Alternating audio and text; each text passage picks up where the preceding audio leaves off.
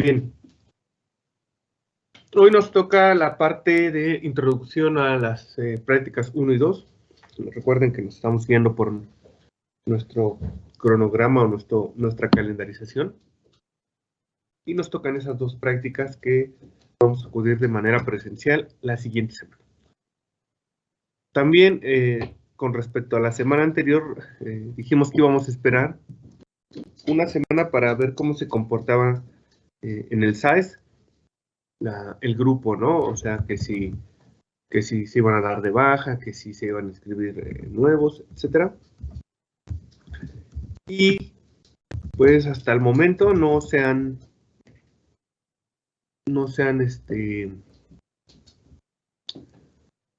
modificado. De química son las mismas 25 personas. Solo está García Montiel en la sesión. Sí, profe. Hola, buenos días. Buenos días. ¿Qué pasó? ¿Ibas a solicitar tu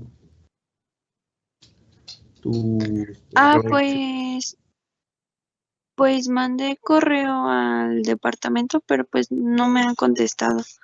Primero le pregunté a la maestra Donají y igual me dijo que en el departamento y mandé correo, pero pues no me contestaron. Yo creo que voy a mandar otra vez correo. Bueno, lo más probable es que se tiene casi todo el primer parcial para solicitar la revalidación. Entonces, pues, me parece que a excepción de tu caso, ya los demás se van a mantener en el grupo. Entonces, en ese sentido, en la plataforma del Classroom, en la parte del trabajo en clase, en la sección de presentación, abrimos un espacio que dice equipo, ¿no? En esta sección, subir en esta sección los integrantes de los equipos, 5 equipos de 4 integrantes y un equipo de 5 integrantes, ¿ok? Para que ahí suban, pues, 6 equipos nada más. Que no se repita, ¿no? Que si ya están conformados los equipos o si los van a conformar, solo suban 6 documentos o 6 archivos con la conformación de los equipos. ¿Sí queda claro esa primera parte?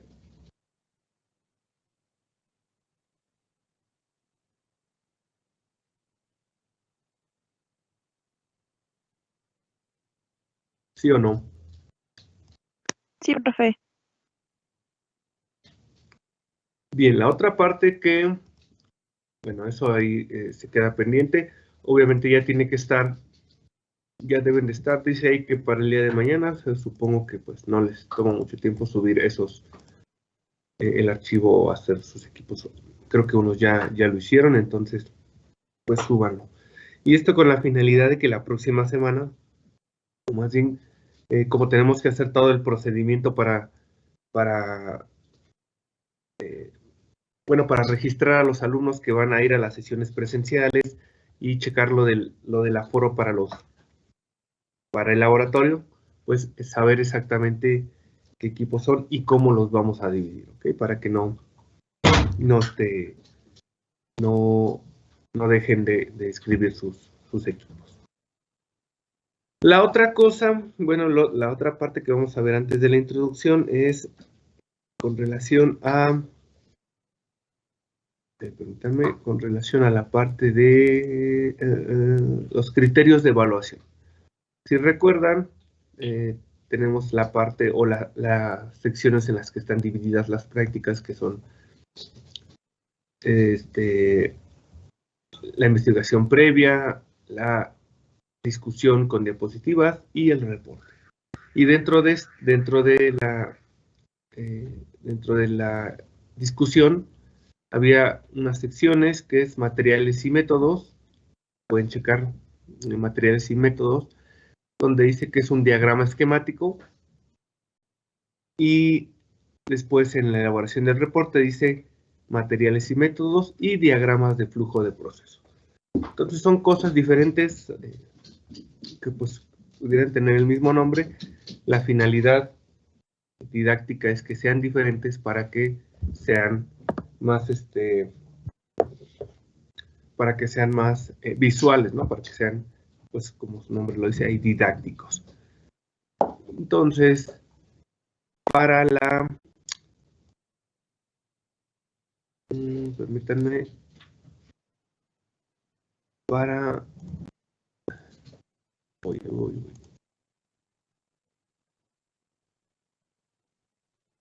Vamos primero con la parte de la discusión que va a ser en diapositivas. Entonces, título, portada, objetivos, breve introducción, materiales y métodos, y ahí entre paréntesis dice que con un diagrama esquemático. De tal forma que si yo tengo unos ejemplos de elaboración de mayonesa, pues podemos hacer algo más o menos con estas características. Lo proyecto. ¿Ahí lo ven?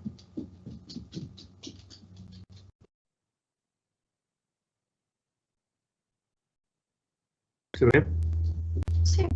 Sí, profe. Sí, profe. Entonces esta pues es una representación esquemática de el procedimiento de la elaboración de mayonesa, ¿no? A lo largo de las unidades de aprendizaje se puede ver pues aquí en química y funcionalidad como emulsiones, en cita 2 como elaboración de productos derivados de los aceites, o en otra cita 4, ¿no? De productos derivados del huevo, ¿no? Entonces lo podemos ubicar en varias unidades de aprendizaje, pero de forma general tenemos este diagrama esquemático, ¿no? Fase acuosa, agua, vinagre, emulsión, fase oleosa, y si se dan cuenta, pues a primera vista vemos las operaciones o todo lo que se lleva a cabo, incluyendo la materia prima, para la elaboración, ¿no? Fase acuosa, premezcla, fase oleosa, emulsificación y envasado, y todos los tipos de envasado. En la fase oleosa tiene aquí la materia prima, en la fase acuosa también tiene la materia prima, tiene emulsificante que dice que es huevo líquido, y les repito, si lo vemos pues como una vista general, nos da este panorama amplio de todas las operaciones que se tienen que llevar a cabo. Y algo con este estilo es lo que tienen que elaborar para su sesión de discusión. Que en una sola lámina, si son, por ejemplo, 4 ensayos, hacer 4 representaciones con estas características, ¿no? Para el ensayo 1 se hace todo esto se hace, ¿no? Para el ensayo 2, otra lámina, para el ensayo 3 y así, para el ensayo 4. Pero de forma que se abarque todas las operaciones. ¿Queda claro hasta aquí? Sí, profe. Esto, les repito, es para la sesión de discusión. Porque tenemos otro caso, ¿no? El otro caso que es para la sesión del reporte, ¿no? Dice diagrama de flujo de proceso. ¿Okay? Entonces, ya no hacen esta representación didáctica de todo del proceso con estos cuadritos, sino la idea es hacer un diagrama de flujo de proceso, como dice ahí.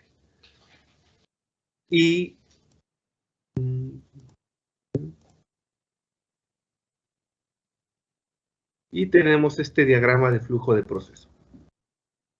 Tenemos estas tolvas donde podemos tener, o bueno, la representación de estas tolvas o estos contenedores, donde si se daban cuenta en la representación anterior teníamos fase acuosa, fase emulsificante y fase oleosa, que corresponderán a cada uno de estos, ¿no? Fase acuosa, fase oleosa, emulsificantes, se mezclan y llegan a otro contenedor donde se hace la emulsificación.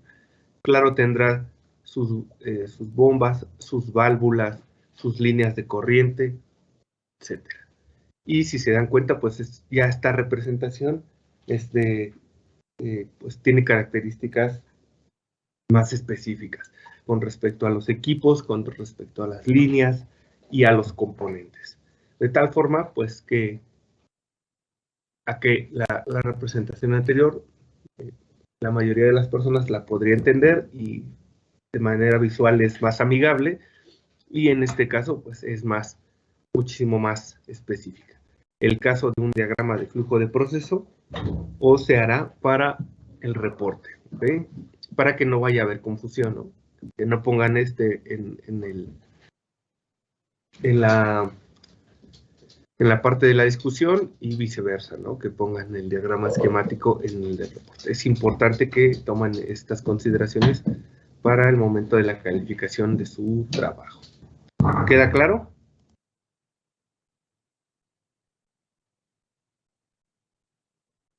Sí, está bien.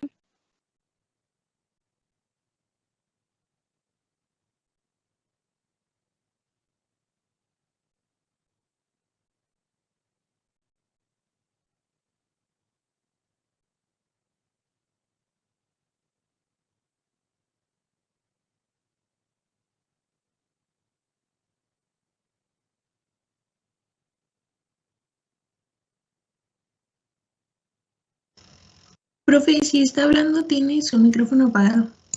Ok, gracias. Sí, disculpe. Este es un diagrama ya más general. Bueno, ya nos acerca del proceso de la mayonesa, es otro proceso. Y si se dan cuenta, cada uno de los equipos está ejemplificado y numerado. De tal forma que cuando hagan su diagrama de flujo de proceso, aquí pues como de manera, para representarlo, tiene el número y el nombre de forma inmediata. En lugar de ustedes poner el nombre en cada uno, por ejemplo, aquí válvulas, ¿no? Válvulas 2, 3, 9, lo van a representar hasta la parte de abajo, ¿no? 1, tanque CO2, 2, válvulas de control de presión 3, válvulas de entrada de CO2 4, termostato que controla la temperatura del agua 5, presión del tanque 6, material aprobado, ¿no? Contenedor del material 7, muestra, ¿no? Y todo eso pues va a ir en la parte inferior, ¿no? De modo que esté ejemplificado con las figuras y abajo pues la lista de qué es cada uno de ellos para que se complemente su diagrama de flujo de proceso. Es importante también que no lo hagan a mano alzada, que no lo hagan pues ahí, que lo dibujen como pues sin regla, ¿no? Sin una escuadra, sin prestar atención, ¿no? Porque hay veces que pues los dibujan y pues ahí hacen la línea y entonces queda toda pues se ven de baja calidad sus trabajos y recuerden, no hacerlos a mano alzada para que también puedan tener una buena calificación en la parte de esta sección. ¿Hasta aquí tienen alguna duda o pregunta?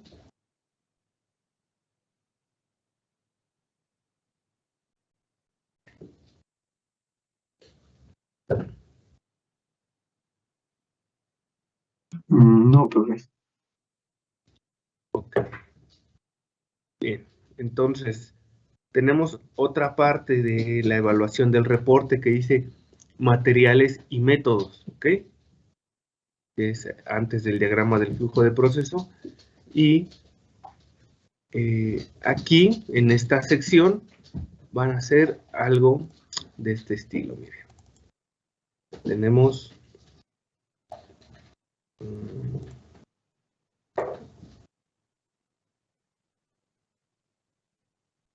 este documento,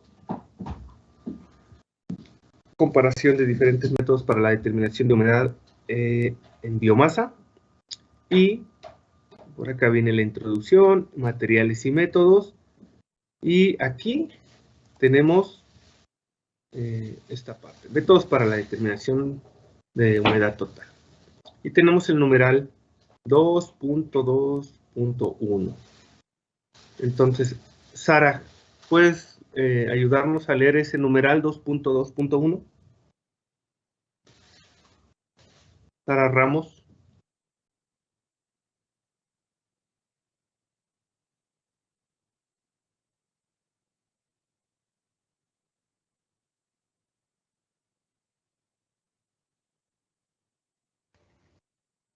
no se encuentra al parecer.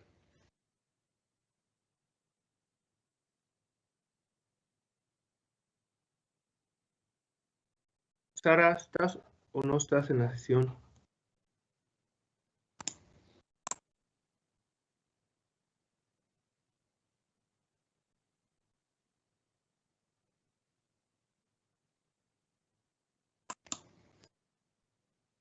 Hay que ver quiénes están, porque hay como 5 o 6 que no, ¿cómo se llama?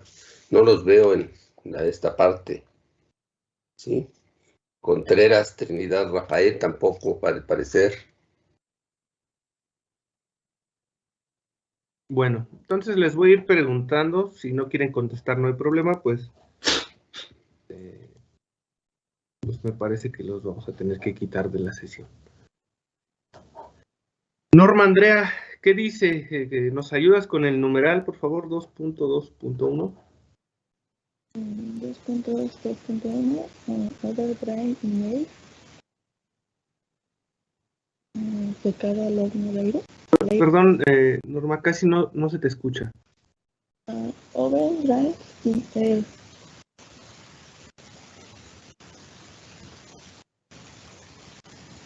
¿Se me escuchó o tampoco?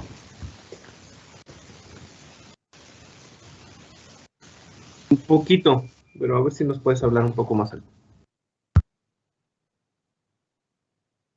2.2.1 Overdrive Email.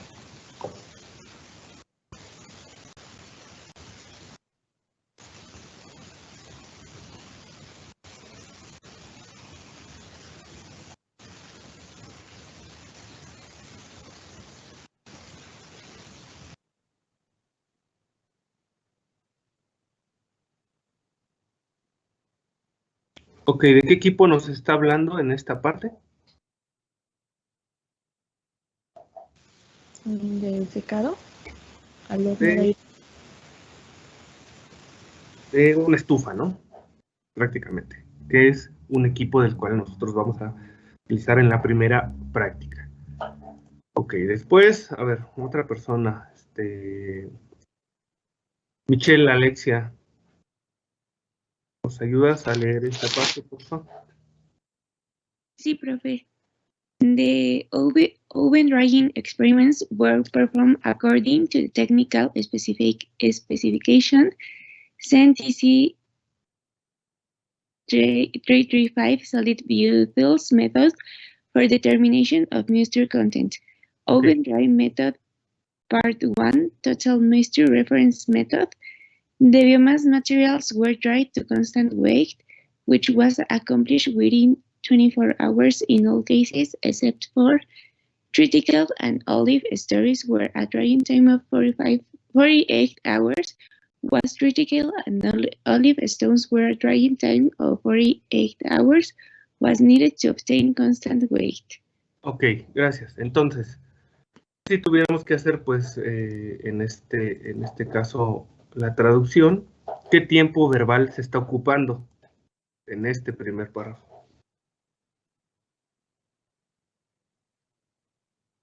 ¿24 horas y 48 horas? Ese es, pues, el tiempo en que se realizan los experimentos. Tiempo verbal, es la pregunta. Pasado. Presente, futuro. Es pasado, ¿no? Estamos hablando en pasado.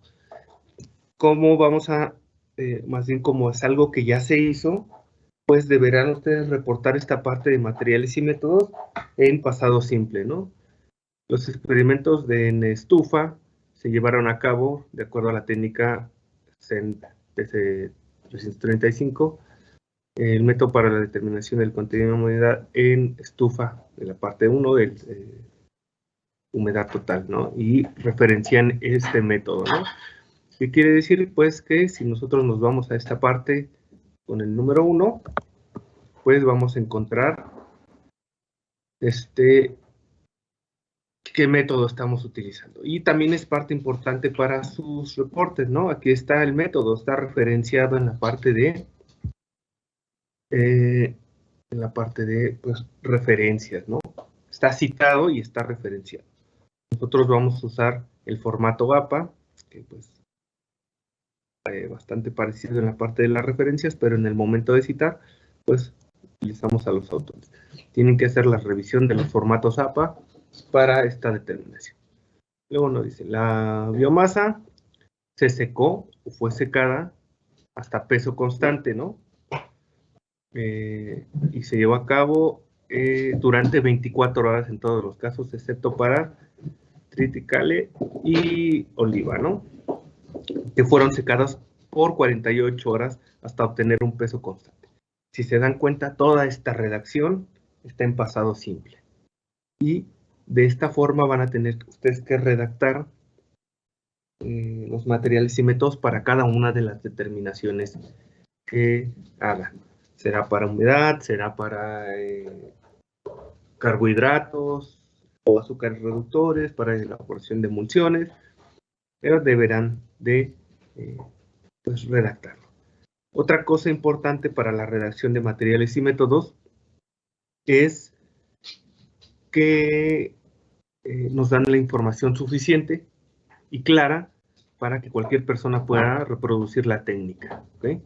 Aquí nos dicen, sigan la técnica que está referenciada aquí, está la CEN TC 335.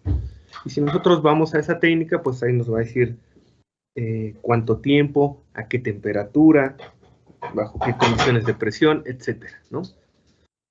De tal forma que cuando ustedes hagan su redacción de materiales y métodos, la idea no es que copien la parte que viene en el manual, ¿no? Que viene como una especie de protocolo, sino tendrán que escribirlo y redactarlo de tal manera que quede claro, ¿no? La cabina de secado, y aquí dice la marca y hasta incluso las dimensiones que se usó para secar en estufa, fue calibrada a 80, 105 y 130 grados Celsius, ¿no? Con una precisión de más o menos 2 grados Celsius. Entonces, si se dan cuenta, es muy explícita esta sección de materiales y métodos, y así, con estas características, debe ser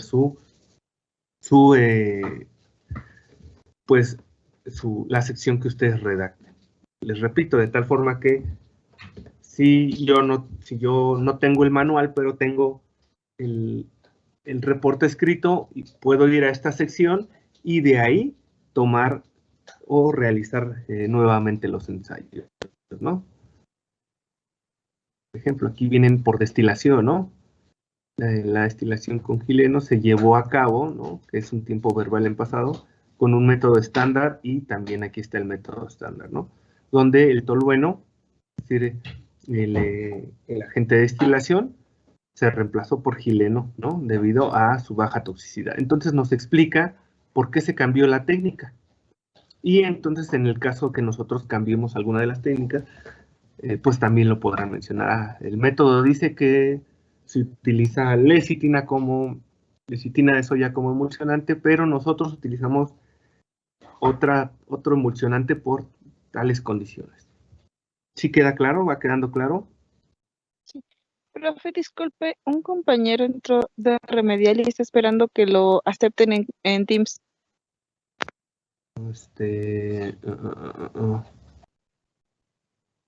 Profe Nacho, ¿le escribieron ustedes para de remedial o es el único grupo? ¿No sabe?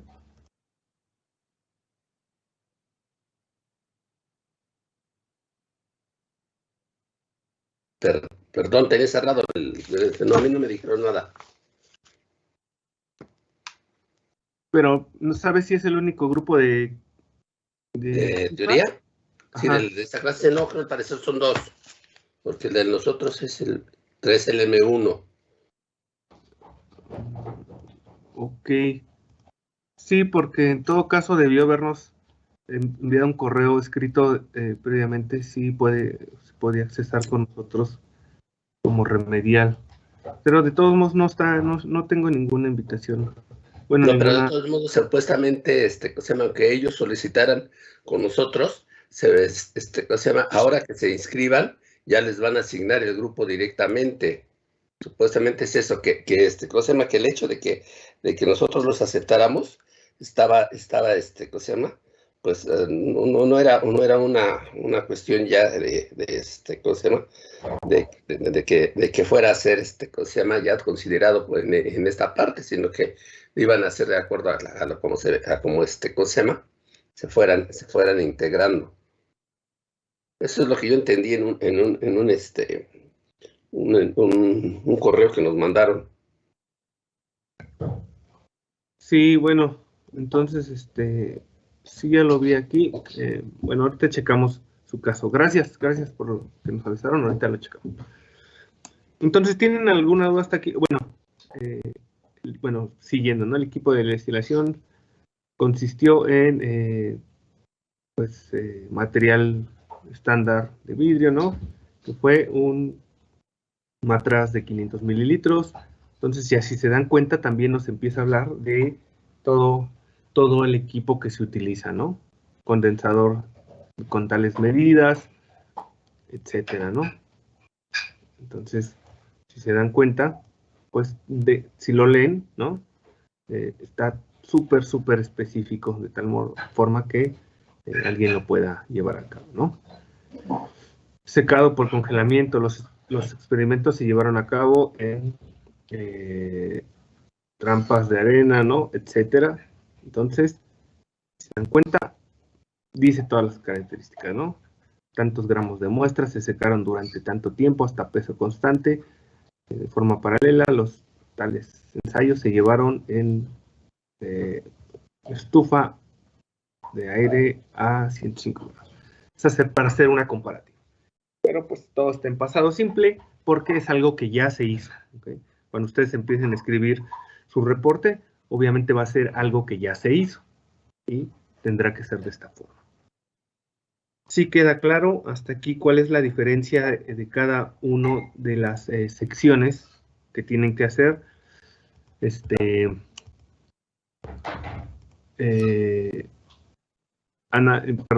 Materiales y métodos como un diagrama esquemático para la evaluación de la discusión, materiales y métodos redactados para el reporte y diagrama de flujo de proceso para el reporte. ¿Sí queda claro? Sí. Porque pues estamos tomando este tiempo de la sesión para que esté bien especificado, para que quede claro, y pues con base en esto no va a haber, pues, no vamos a pedirles la corrección de su reporte, sino esperamos que ya bajo estas explicaciones pues envíen justo lo que les estamos pidiendo, ¿ok? Para la parte de análisis y discusión de resultados, que es la parte, a partir de los resultados, que es la parte que tiene más peso en el reporte y también en su presentación en la parte de la presentación de análisis y en la parte del reporte, pues ahí tienen que hacer un ejercicio de comparación, ¿no? ¿Por qué tienen esos resultados? ¿Debido a qué tienen los resultados? Por ejemplo, del secado, ¿no? Que ahorita lo que vuelvo a proyectar aquí.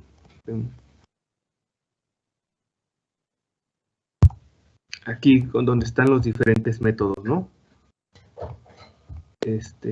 Resultados, habla aquí de que están obteniendo, ¿no? Los resultados se expresan, ¿no? Comparación del secado a 130 y a 105 grados. Y están expresados aquí. Aquí están las temperaturas, los promedios, desviaciones estándar, y se observan que muestras a diferentes temperaturas, ¿no? Pues, por ejemplo, esta a 105 y a 100, y entonces empieza a hacer el desglose de los resultados. ¿Cómo van a presentar sus resultados? Con tablas, con estas características donde se comparen los resultados obtenidos con gráficos, etcétera, ¿no? De tal forma, pues, que quede claro, con imágenes incluso, ¿no? Para la discusión, ¿no? ¿De qué va esta sección? Pues es la parte más compleja, ¿no? de la experimentación. Hablamos de nuestros resultados, ¿no? Por ejemplo, aquí en esta tabla 4, ¿no? 105 y 130, ¿no? Podemos decir por qué se están variando los resultados, ¿no? Y entonces empiezo a profundizar. La parte del análisis de resultados es la sección que en realidad nos empieza a generar el conocimiento.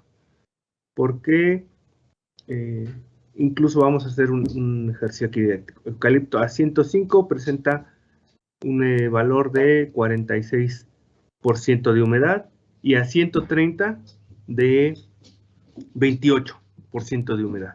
Y ya haces un ejercicio de comparación y análisis.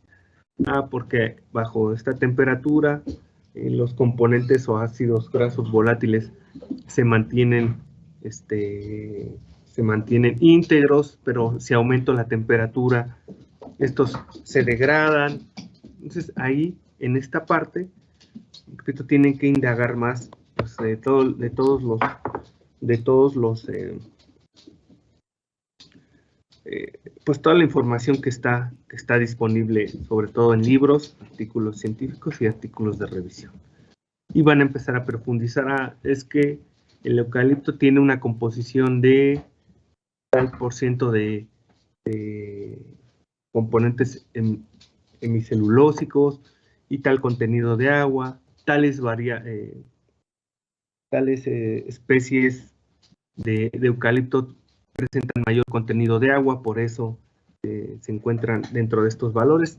Todo lo que puedan indagar acerca de su muestra y obviamente que tenga un sustento, que tenga una cita bibliográfica, pues tiene que ir en esta sección. ¿Sí queda claro?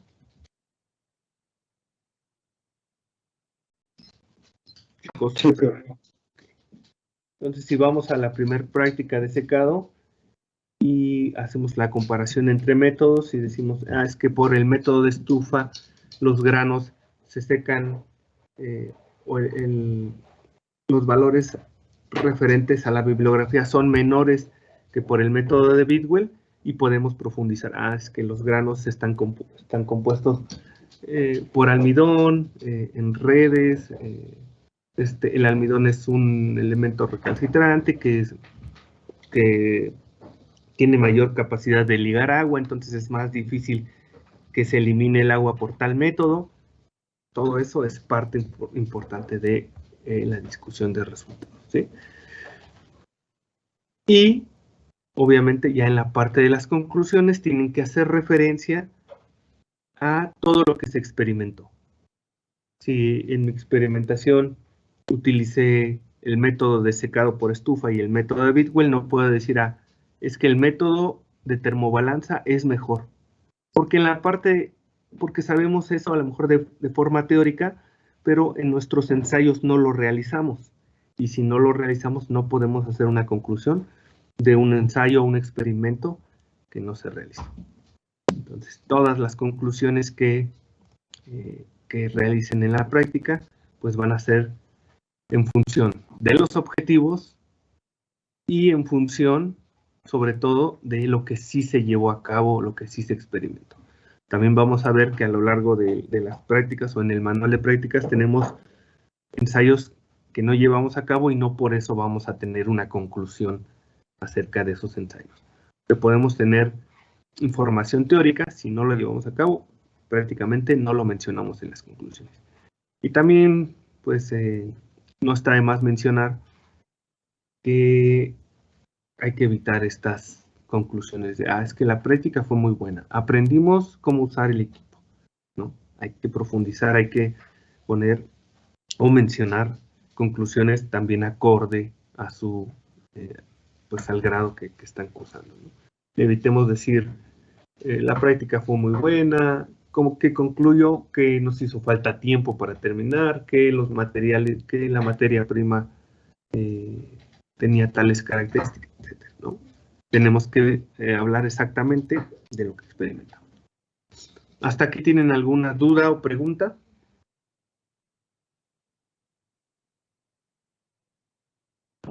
No, profe. Bien. Entonces, vamos a pasar a la parte de la introducción de las prácticas, ¿ok? Pues ya vimos aquí en la plataforma que la mayoría hizo su investigación preliminar, entonces vamos a hablar un poquito de lo que investigaron. Vamos a hacer preguntas y pues esperamos su participación activa, ¿okay? Que no les tengamos que estar preguntando, sino que alguien quiera tomar la palabra, ¿ok? Supongo que ya tuvieron la clase, al menos, o empezaron con la parte de agua, que es la unidad la unidad introductoria o la unidad inicial para esta unidad de aprendizaje. Bueno, ¿cuál es la importancia del agua a nivel biológico? ¿Cuál es la importancia en los alimentos? ¿Quién nos quiere hablar un poco de esto?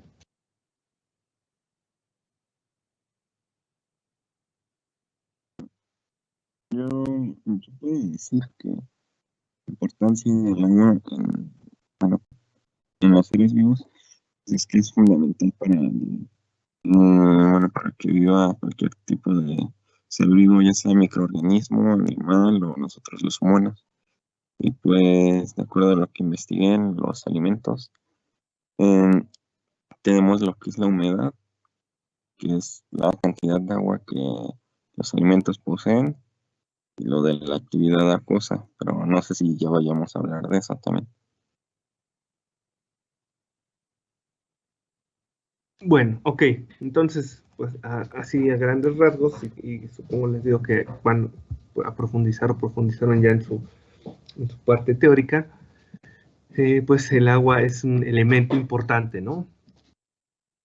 Supongo que están viendo o van a ver la configuración tridimensional o estructural del agua, que vamos a abordar prácticamente generalidad, ¿no? Es un elemento que está o que forma parte de la materia orgánica de los seres vivos, es parte importante del organismo, hablando a nivel biológico como humanos. Lo mismo sucede pues para otros organismos vivos, ¿no? Este elemento pues no somos capaces de sintetizarlo en suficientes cantidades y tampoco de almacenarlo en suficientes cantidades, ¿no? A pesar de que estamos compuestos por un gran volumen de agua, lo debemos ingerir regularmente, ¿ok?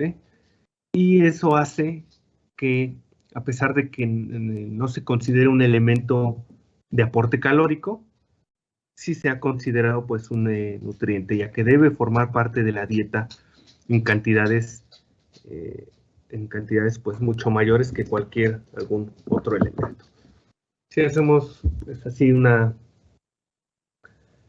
comparación o valores pues estimados que escuchamos, es que debemos tomar 1,5 litros, 2 litros de agua, y pues si hacemos la comparativa con algún otro nutriente o algún otro componente alimenticio, pues la brecha es bastante importante, ¿ok? Antes de pasar a las definiciones, ¿por qué nos interesa analizar el agua en los alimentos?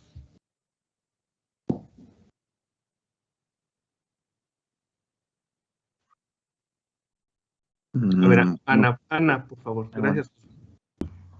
Bueno, yo lo que estuve observando mientras estaba investigando era que una de las finalidades de determinar la humedad de los alimentos o ver la cantidad de agua que contiene uno es igual esto sirve mucho a la hora de aplicar un método de conservación y qué tanto podemos,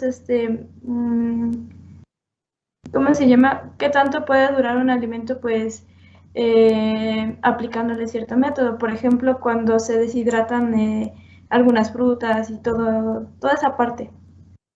Ok, gracias. Gracias, Ana.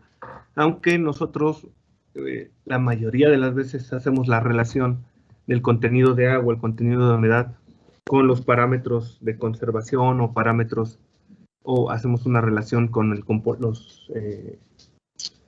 la actividad biológica respecto a microorganismos, en realidad, o siendo también más profundos, el contenido de agua y también de otros componentes afecta las propiedades de los alimentos. Y el agua, al estar en mayor proporción, pues obviamente será un elemento crítico para estas propiedades. Una propiedad es un atributo, una característica que podemos medir. En este caso, las propiedades de los alimentos están divididas en propiedades físico-químicas o físicas y físico-químicas, propiedades cinéticas, propiedades sensoriales y propiedades nutricionales o para la salud. Las propiedades físicas tendrán que ver con las propiedades mecánicas, como las propiedades reológicas, de superficie, térmicas, las cinéticas con, por ejemplo, crecimiento o cinéticas de muerte y crecimiento microbiano, las sensoriales con las propiedades de textura, color, sabor, apariencia, y las propiedades para la salud con aquellas propiedades nutricionales, sobre todo las positivas con respecto a la composición nutrimental y las negativas con respecto a la aparición de compuestos tóxicos o alimentos que se consideran desbalanceados. Este prácticamente es un resumen de todos estos atributos que se pueden medir. Si hacemos un conteo, pues serán cerca de unas 20 propiedades que tienen los alimentos. Entonces, si hacemos o lo particularizamos para los métodos de conservación, pues dejaríamos de lado toda esta parte, ¿ok? Entonces, ¿por qué medimos el agua? Para saber, ¿no? Para estar viendo cómo se afectan las propiedades en los alimentos, ¿ok? También sabemos que junto con los carbohidratos, bueno, los demás componentes que pueden ser carbohidratos, proteínas y lípidos, el agua será uno de los 4 macrocomponentes que integran los alimentos. También por eso la presencia o el aumento o la reducción de alguno de estos va a cambiar o afectar directamente las propiedades de los alimentos. Ahora sí, vimos o sabemos que diferentes alimentos tienen pues también diferentes contenidos de agua, ¿no? Tendremos alimentos que estén entre el 90 y el 98%, que prácticamente son los vegetales o frutas y vegetales, carne que irá reduciendo su contenido de agua, hasta productos secos con muy bajo contenido de agua, ¿no? Por debajo del 20%, ¿no? Productos grasosos o productos, por ejemplo, los derivados lácteos como la mantequilla, la margarina, pues van a reducir su contenido de agua y van a aumentar su contenido de grasa. Y todas estas proporciones nos van a dar las diferentes características de los alimentos. Ahora sabemos que pues los alimentos tienen estos diferentes valores, pero ahora sí, lo que nos decía Josué, vamos a entrar a esta parte. ¿Qué es la humedad y qué es la humedad acuosa? ¿Cuál es la diferencia?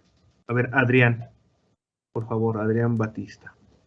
Sí, bueno, por lo que yo vi, la humedad es como tal toda el agua que hay dentro del alimento, y la actividad acuosa es solo aquella que pues es usada para que ahí crezcan pues, todo lo que son microbios y mohos y hongos dentro del alimento.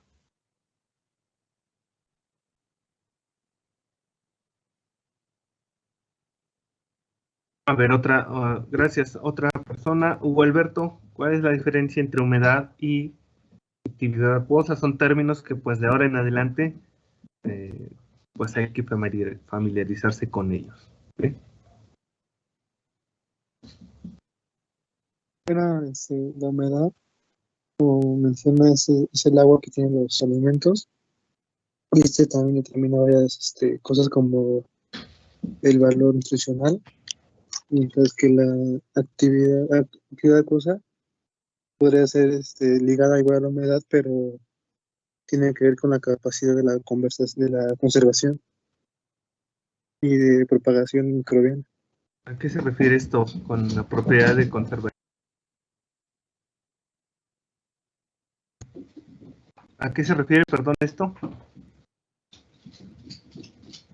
Pues para la conservación de los alimentos, para el tiempo que puede durar. Entonces, en este sentido, ¿cuándo uso una definición y cuándo uso otra?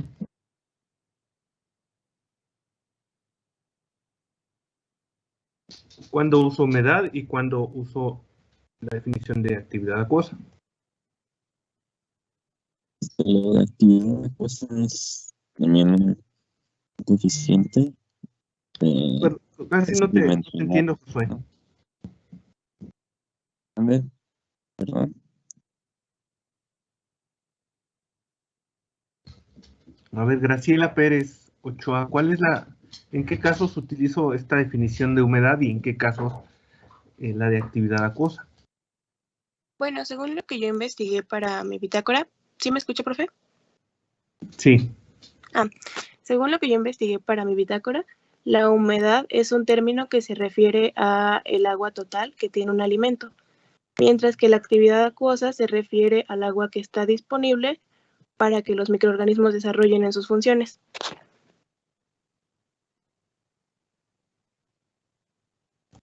Bien, entonces, si tomamos la humedad es contenido de agua total de todo un alimento y la actividad acuosa va a ser referencia a aquella que esté disponible, porque no toda el agua del alimento va a estar disponible, alguna va a estar más, alguno se va a considerar agua ligada, que quiere decir que va a estar formando o va a estar interactuando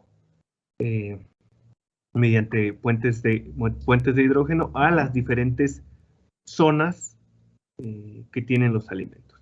De forma general, tienen 3 zonas. La zona 1, donde se forma el agua monomolecular, es esta agua que se encuentra en la superficie.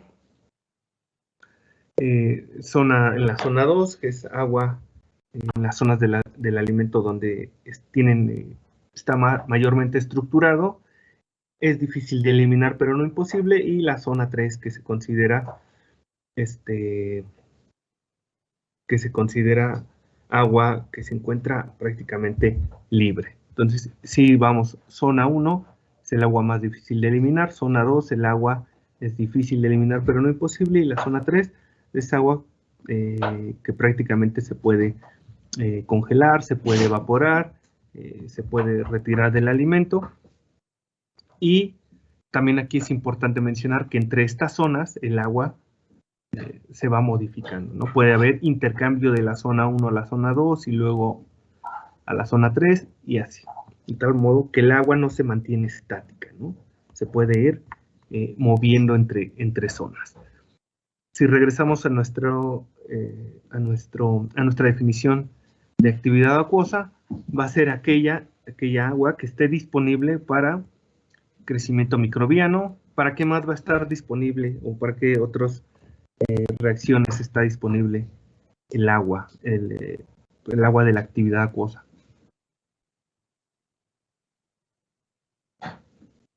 Para llevar a cabo reacciones químicas y enzimáticas. Reacciones químicas y enzimáticas, ¿ok? Entonces, esta básicamente es la definición, ¿okay? O bueno, la definición que podemos encontrar de forma, de forma rápida, ¿okay? La forma de determinarlas será diferente. ¿Alguien encontró alguna fórmula que haga referencia a la actividad acuosa?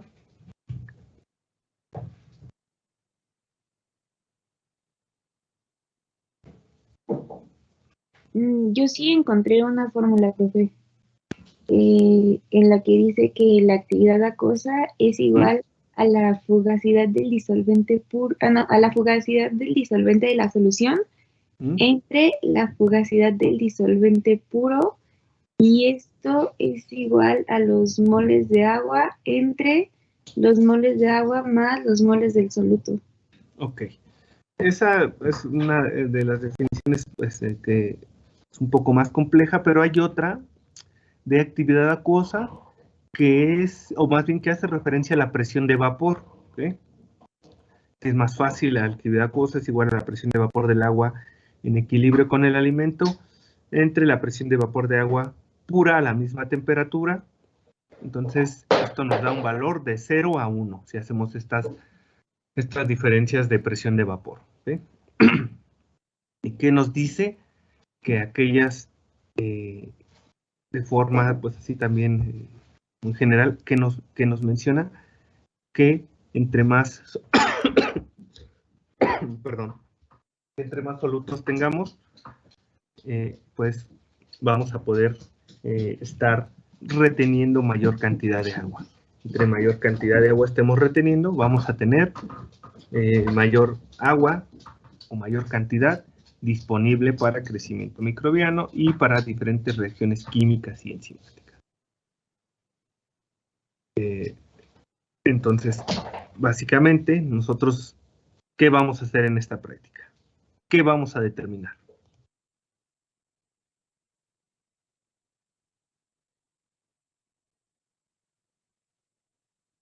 Brenda, a ver tú, Brenda Tamara.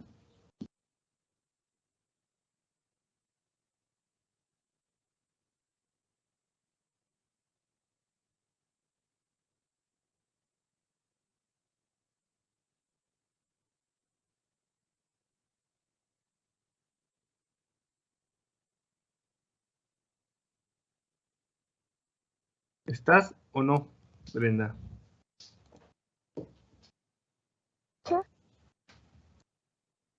¿Qué vamos a determinar en esta práctica?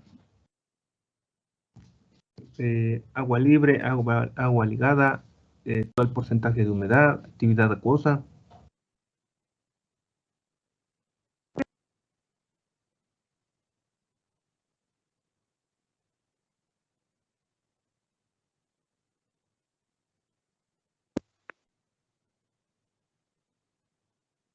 ¿Ya me escucha, profe? Sí. No, es el agua libre porque dice determinación de humedad. Es el agua libre, que es el agua que se congela, se volatiliza, pues de forma más fácil. Y entonces, ¿cómo vamos a hacer esta determinación? ¿Cuántos métodos tenemos? Que es parte de la investigación preliminar. ¿Okay?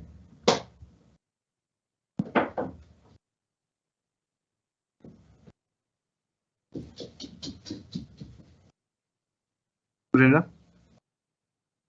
Yo encontré un método que es el método por secado, que dice mediante el calentamiento se calcula el porcentaje en agua por la pérdida en peso debido a la eliminación por calentamiento bajo condiciones normalizadas.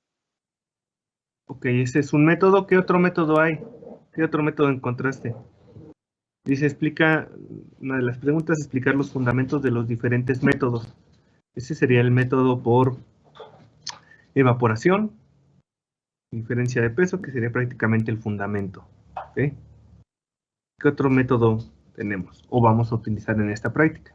Para no abundar en todos, para verlo.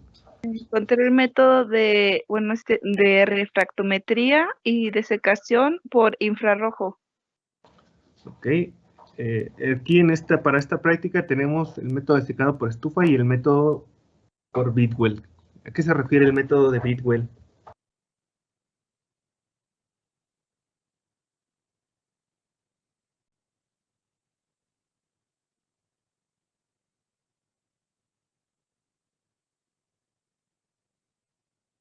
A ver, Elisa Montserrat.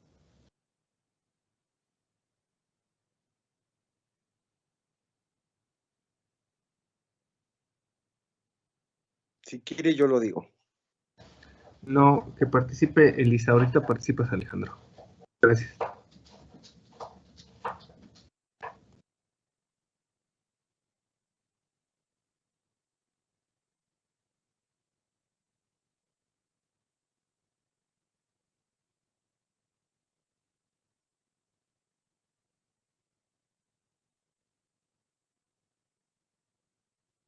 Elisa. Lo escucho muy bajito, profe. ¿Sí me escucha usted a mí? Sí, sí te escuchamos bien. Bueno, yo sí. Ok, bueno, el método de Bidwell comprende una destilación de la muestra húmeda más un disolvente inmiscible en agua y de menor densidad como el tolueno o el benceno para productos termolábiles. Al tener diferentes puntos de ebullición, un disolvente arrastrará a otro durante la evaporación. Ambos líquidos se recolectan en la trampa, que es un tubo graduado, quedado el agua en la parte inferior. Bien, entonces tenemos las dos que vamos a utilizar. Una de evaporación y verificar el contenido de humedad por diferencia de pesos, y la por Bidwell, que corresponde a una destilación azeotrópica. Y quiere decir que el disolvente que vamos a utilizar, al momento de que se calienta o se encuentra durante el ensayo, se comporta como un mismo fluido con respecto al agua, y posteriormente se separa, de tal forma que podemos medir o tener en una sección graduada del equipo cuánto estamos obteniendo de agua. ¿Okay? Y es una medida directa, ¿no? Vamos a ver en el equipo, en la graduación donde se recolecta, el volumen de agua, cosa que no observamos o que no se tiene en la parte de evaporación, ¿no? Se evapora, sale por los conductos de los respiraderos de las estufas, y pues no la vemos, ¿no? Se evapora en forma o se elimina en forma de vapor de agua, y únicamente hacemos la evaluación por diferencia de peso. Prácticamente vamos a usar esas dos técnicas, ¿okay? Hay diferentes o hay más técnicas por termobalanza, por secado en estufa al vacío, otros métodos que prácticamente tienen los mismos fundamentos o fundamentos similares con respecto al calentamiento y evaporación, pero que por rapidez nosotros vamos a observar, bueno, no vamos a ver, no solo vamos a ver dos métodos. Con respecto a estos dos que vamos a ver, ¿cuáles serían las ventajas y desventajas de cada uno de ellos? A ver, Alejandro. Ahora sí, Alejandro Rojas, por favor.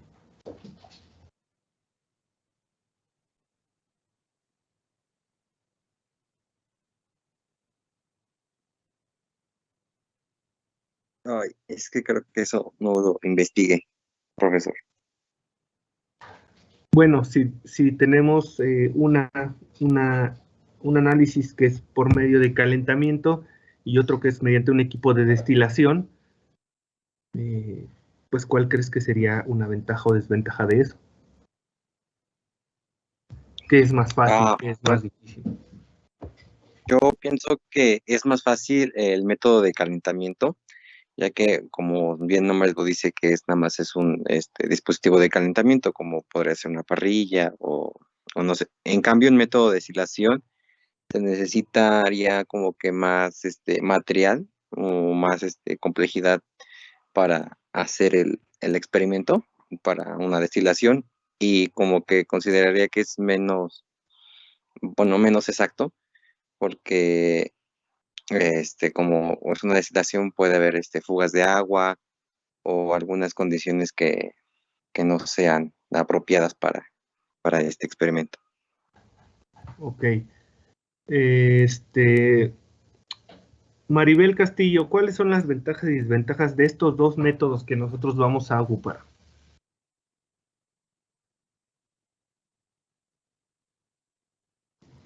Bueno, para el método de Bidwell yo encontré que una ventaja es que determina el agua más directamente y el dispositivo es sencillo de manejar, y que aquí no afecta la humedad del ambiente. Una desventaja es que tiene una baja precisión para medir el volumen del agua y que cualquier impureza puede causar alguna alteración en los resultados. ¿Y para el método de secado en estufa? Para el método de secado de estufa, tengo que una ventaja es que es un método convencional, es rápido y preciso y se llega a una temperatura deseada pues rápidamente y que aquí se pueden acomodar varias muestras. Una desventaja es que existe una pérdida de sustancias volátiles en el proceso y también la descomposición de la muestra. Ok, entonces, pues de forma habitual hacemos las determinaciones de humedad por el método de secado en estufa. Es un método rápido, es un método económico, es un método que, pues si bien todos presentan sus ventajas y desventajas, pues es el más utilizado. Y al momento de la práctica nosotros vamos a evaluar con la misma muestra o haciendo una comparación entre muestras. Es decir, si yo quiero secar alguna fruta, zanahoria, ¿no? Lo hago por el método de secado por estufa y el método de Bidwell y hago la comparación, ¿no? ¿Cuál se acerca más al valor de referencia, a los valores que tenemos de referencia? Y obviamente vamos a determinar por qué. ¿Por qué hay discrepancias o por qué algún método es más exacto que otro con respecto a la muestra? Ahora sí, alguien. Dime, Daniel. Yo tengo una duda. ¿Ese método de Bidwell es el mismo que la destilación azeotrópica?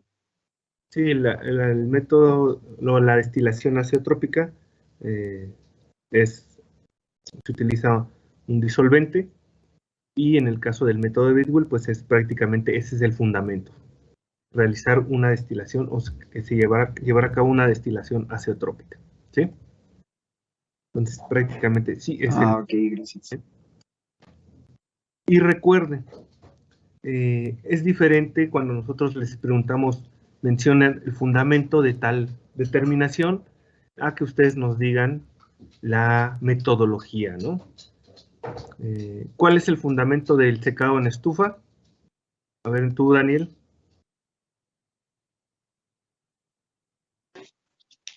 ¿El de secado en la estufa? Sí. Pues nada más consiste en evaporar el agua de un alimento cuando está estable térmicamente y no debe de tener compuestos volátiles que sean en cantidades significativas. ¿Cuál sería el fundamento del método de Bidwell? Es realizar una destilación del agua con un líquido insoluble que tenga porciones exactas, como es el sileno o el tolueno. Ok. Entonces, si nos damos cuenta, por ejemplo, para la destilación azeotrópica, se lo repito, para el método de Bidwell es realizar una destilación azeotrópica. Ese es el fundamento. No decimos, montamos un equipo de destilación, tomamos 3 gramos de muestra, agregamos. Esa es la metodología y es diferente al fundamento. El fundamento para la determinación de humedad en estufa será la evaporación de agua del alimento hasta obtener un peso constante y la metodología será pesar tantos gramos de muestra, ponerlos a temperatura de tantos grados Celsius durante tanto tiempo. Entonces, para que quede claro cuando les preguntemos acerca del fundamento y acerca de la metodología que se va a llevar a cabo. Entonces, Pamela Ponce, ¿qué metodología se lleva a cabo para la determinación de humedad en estufa?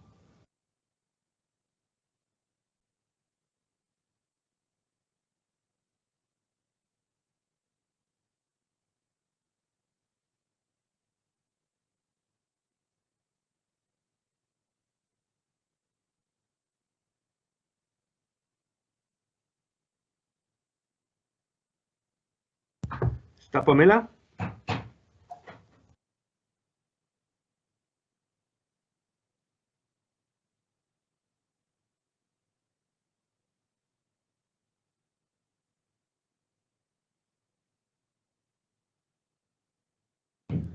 Rafael. Presente, profesor. A ver, entonces, ¿cuál es? ¿Cómo llevamos a cabo la determinación? ¿Me puede repetir la pregunta? Es que no lo escuché bien. ¿Cómo llevamos a cabo la determinación de humedad en estufa? ¿Cuáles son los pasos a seguir? Pues pesamos la muestra en la estufa para determinar su peso constante antes de meterlo al procedimiento. Y después ya lo colocamos en la estufa a cierta temperatura, igual por determinado tiempo. Sacamos e inspeccionamos otra vez la muestra. De nuevo, Rafael, por favor. Iniciamos primero pesando la muestra. Ajá. ¿Cuántos gramos?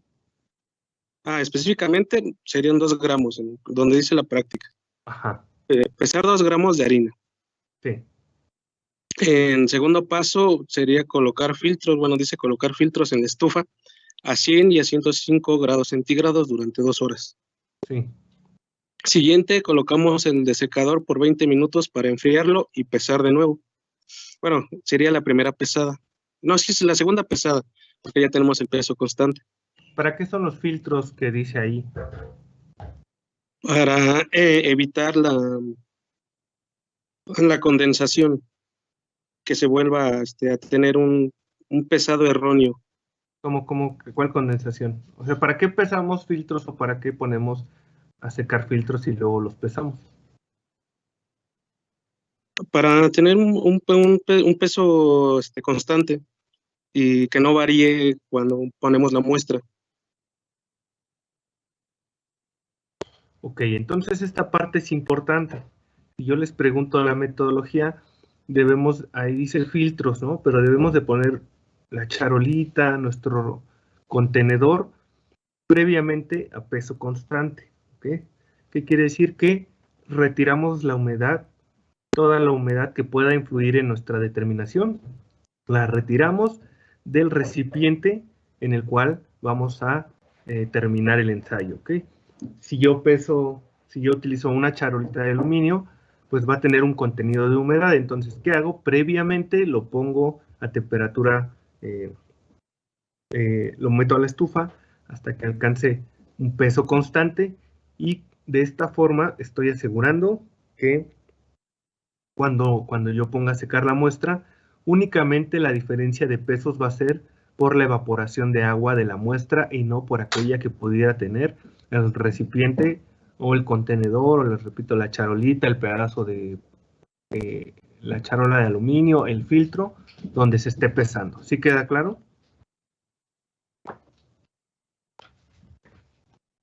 Chicos. Sí, profe. Sí, profe. Sí, profe. Es parte importante porque he llegado a ver pues alguien que va a hacer su determinación de humedad, me pasó alguna vez, y tomó su muestra, la pesó directamente en la balanza, no la puso en ningún recipiente y así la agarró con la mano y la metió a la estufa. Entonces pues son una serie de malas prácticas y al final pues una serie de errores que se van arrastrando en la determinación y pues van a ser valores incorrectos. Importante, les repito, tener una charolita a peso constante, ahí ya podremos pesar la muestra, ¿no? 2 gramos, 3 gramos, y ya podemos proceder a la determinación de la humedad. Ángel Jardón, ¿cuál es lo que sigue para la determinación? Ya puse a peso constante, pesé mi muestra, luego ¿qué hago? Yo tenía entendido que después se van a repetir los pasos nuevamente para tener una mejor precisión en el peso, en el secado, perdón. Y después se determinaría ¿Qué pasos se repiten? Lo de la estufa, lo de colocar el filtro a 105 grados centígrados durante 2 horas y colocarlo en el desecador por 20 minutos y después determinar el porcentaje de humedad. ¿Cuántas muestras es recomendable hacer?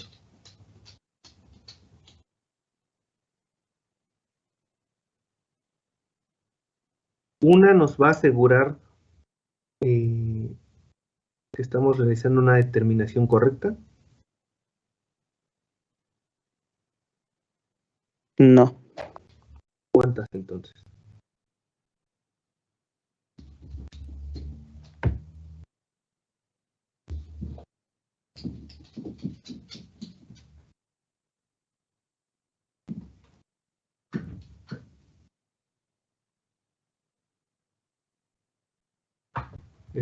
Ana, ¿cuántas?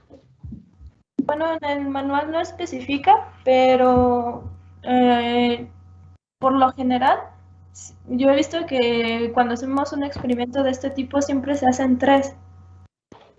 Ok, lo ideal sería hacer 3 o más, ¿no? 3 o más, 3, 4, 5, 6, 10, ¿no? Para ver la variabilidad de nuestros datos. Lo recomendable, pues mínimo para el laboratorio, es hacer un par, ¿no? Hacemos un duplicado y con eso vemos cuál es el comportamiento. Lo mínimo que tenemos que hacer es un duplicado, pero por conformidad realizamos triplicados de las muestras. En algunos casos no va a ser, no tendremos quizás suficiente equipo, suficiente instrumental para realizarlos, por los cuales pues nos tendremos que quedar con solo una, pero eso no significa que así sea, ¿ok? Entonces, por lo menos 2, lo más adecuado, de 3 en adelante, ¿ok? Y entonces pongo mi charola a peso constante, pongo a secar mi muestra. ¿Cuánto tiempo la dejo? A ver, Ana, ¿cuánto tiempo dejo la muestra en la estufa?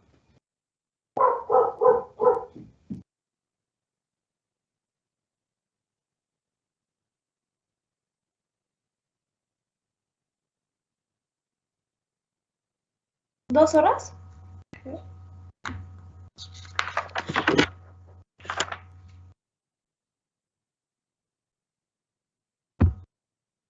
Dos, a ver, Alejandro, Adriana Celestino, ¿cuánto tiempo dejo, perdón, la muestra?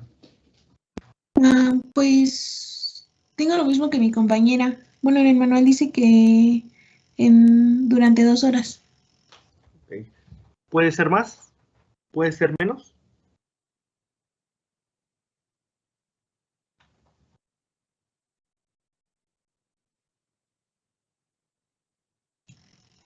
Sí puede ser más, pero tendría que, las otras muestras que se hagan también tendrían que dejarse por el mismo tiempo, ¿no? Para obtener resultados similares. Puede ser más, sí, o puede ser menos también. Todo va a estar con relación a la relación superficie-volumen, ¿ok? Si tenemos más muestra, pues se necesitará más tiempo para secarse. Si tenemos menos, también necesitará menos tiempo, pero el error, es más fácil tener error en volúmenes, en masas de menor magnitud que en las de mayor. ¿Okay? Entonces, sí puede ser más, sí puede ser menos. Aquí lo importante es que siempre tengamos que tengamos un peso constante, ¿no? Por eso es así la determinación de humedad hasta obtener un peso constante. ¿Sí queda claro?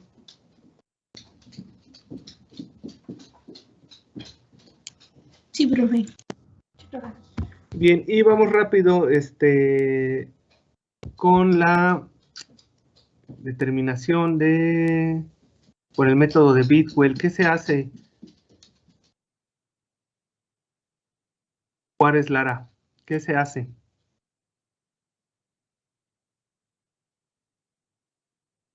Sí, perfecto.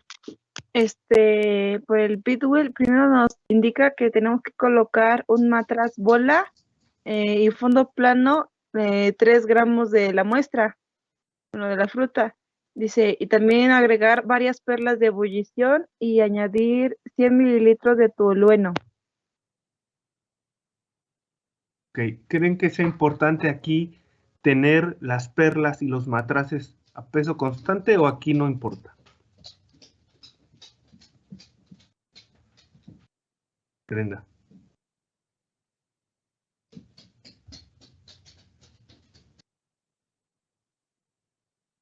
A ver, Ana Rocío Clairín. Sí, profe. Pues yo creo que sí es importante tener peso constante porque si no, nuestros datos pueden variar. Exactamente todo, absolutamente todo lo que nos rodea tiene una humedad equilibrada con la humedad relativa ambiental, ¿ok?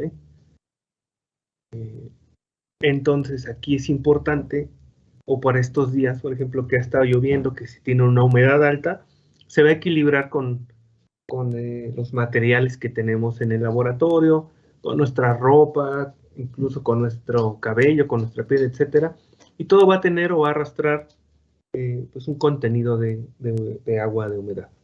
Es importante que en esta determinación, el matraz donde nosotros vamos a hacer nuestra mezcla de la muestra del alimento y el disolvente, también se encuentren a peso constante para evitar pues que la humedad que pueda contener se refleje al momento de la medición. ¿Ok? Entonces, ahora sí monto el dispositivo y luego el dispositivo básicamente es un destilador, ¿sí? De vidrio. Y luego, ¿qué más hago? A ver, ¿qué más hago? Jocelyn Muñoz.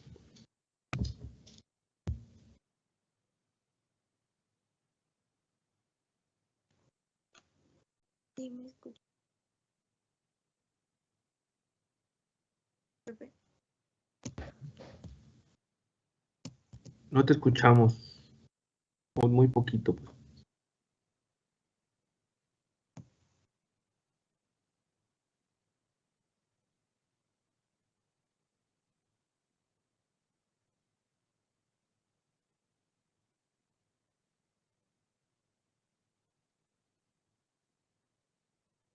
¿Sí?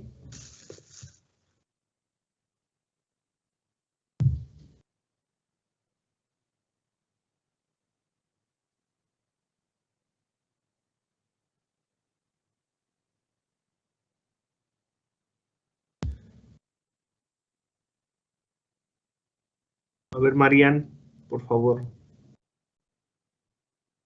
Disculpe, ¿qué preguntó? Es que tengo problemas de internet. Y me acabo de unir otra vez. Marian. ¿Me escuchas? Sí. Es que me acabo de unir otra vez porque me sacó de la reunión. Y pues no supe qué preguntó. Ok, estoy preguntando que para la determinación de Bidwell, ¿qué más? A ver, ya tengo mi instrumental armado, ya tengo mi muestra. ¿Cuánto tiempo llevo o efectúo la destilación?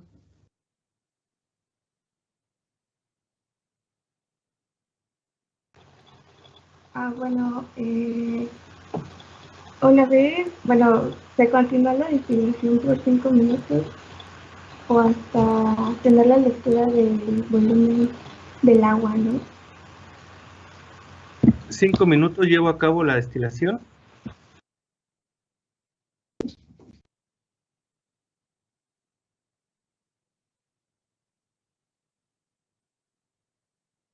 Michelle Hernández, ¿cuánto tiempo llevo a cabo la destilación?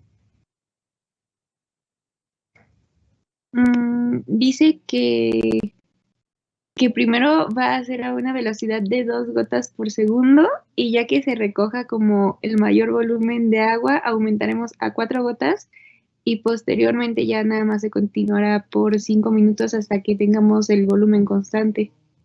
Ok, entonces va a estar en función de la recolección de agua, ¿no? La recolección y de la temperatura. Ahí nos hace una sugerencia de goteo por el equipo que utilizamos y no nos menciona un tiempo, pero nos menciona que nos podemos basar en los volúmenes de recolección, ¿ok?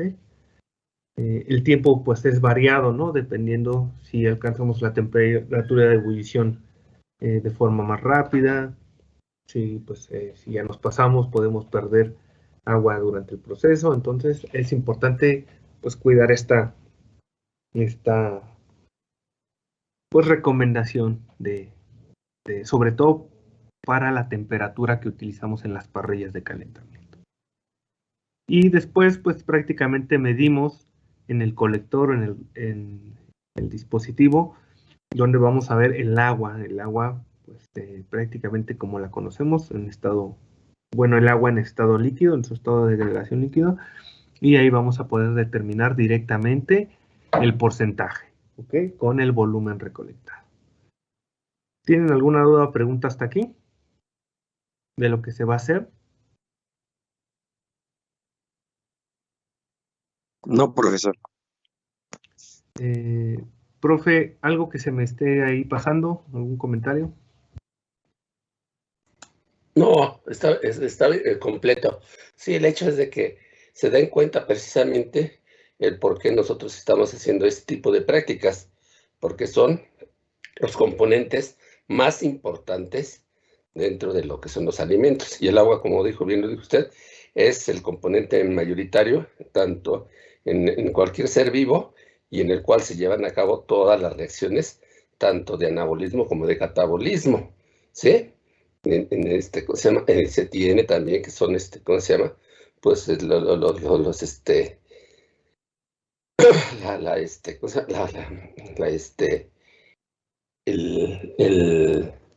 lugar donde se lleva a cabo eso, sobre todo el agua, con el agua. El agua es algo tan importantísimo que sin ella, pues no podría existir absolutamente nada, y por lo tanto hay que verla cómo se encuentra distribuida dentro de todo lo que son los alimentos en esta parte, ¿no? Ella, ¿cómo se llama? Nos indica si un alimento puede o no ser contaminado de acuerdo a las dos cosas que ustedes ya les explicó, que es la humedad y que es el AW. Aquí sí hay que tener bien en cuenta bien la diferencia entre esas dos cosas. La humedad es el total de agua, como se mencionó uno de los compañeros, el total de agua existente dentro ¿cómo se llama? Del alimento, y la AW es la cantidad de agua que se tiene, por decirlo, superficial en ¿cómo se llama? En el alimento. Y entonces, como también se mencionó, ¿cómo se llama? Ese AW se puede, ¿cómo se llama? Cuantificar, por decirlo de esta forma, con respecto a lo que les indicó usted de lo que son parciales, ¿cómo se llama? Bueno, lo dijo la chica, la fugacidad, que es algo también de propiedades coligativas, que esto lo vieron ustedes o probablemente lo están viendo en lo que es fisicoquímica de alimentos, ¿sí? Todo ese tipo ¿cómo se llama? De parámetros, pues los van a ver ahí y se tienen que integrar aquí en esta parte. Entonces, pues, ¿cómo se llama? Creo que está del todo bien, y lo mejor de todo es de que ya quedó bien establecido la forma en que vamos a interactuar cuando lleguemos al laboratorio la semana siguiente con las personas que van a estar ahí, y la próxima semana, pues con nosotros, que deben de ser, ya que, como se nos está, ¿cómo se llama?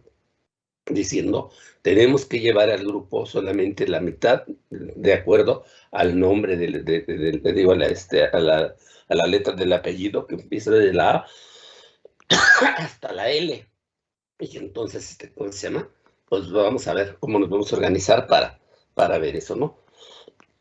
Se supone que en esta primera sesión, dentro de 8 días, la primera sesión que vaya al laboratorio hará las dos prácticas en ese momento, y entonces sí deben de tener ya bien fijo, bien establecido lo que vamos a realizar y de qué forma vamos a realizar. Nosotros también vamos a apoyarlos teniendo las cosas ya listas para poder empezar de inmediato, a la hora que se llegue, para poder llevar a cabo todas estas prácticas. Como se los digo, yo ¿cómo se llama? Lo que entendí fue eso, de que en la primera sección sería desde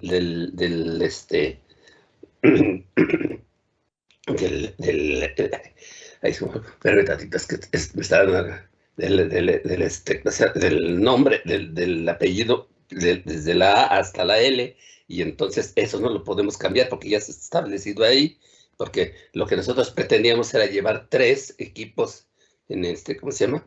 En una sesión y otros 3 equipos en otra sesión, que al parecer no va a ser posible por esa disposición ya de los, pero de todos modos nosotros nos vamos a coordinar para que puedan ustedes trabajar de esa forma. Sería todo lo que podría decir.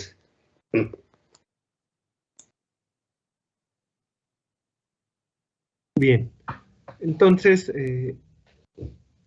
vamos a ver la parte o en la introducción de la práctica 2, que recuerden que esta es una semana después, o sea, sería el 23, y hace referencia a nuestra práctica dice determinación de azúcares reductores e hidrólisis de almidón. Esta parte, o esta práctica, va a corresponder a la unidad de carbohidratos. Déjenme ver aquí que dice,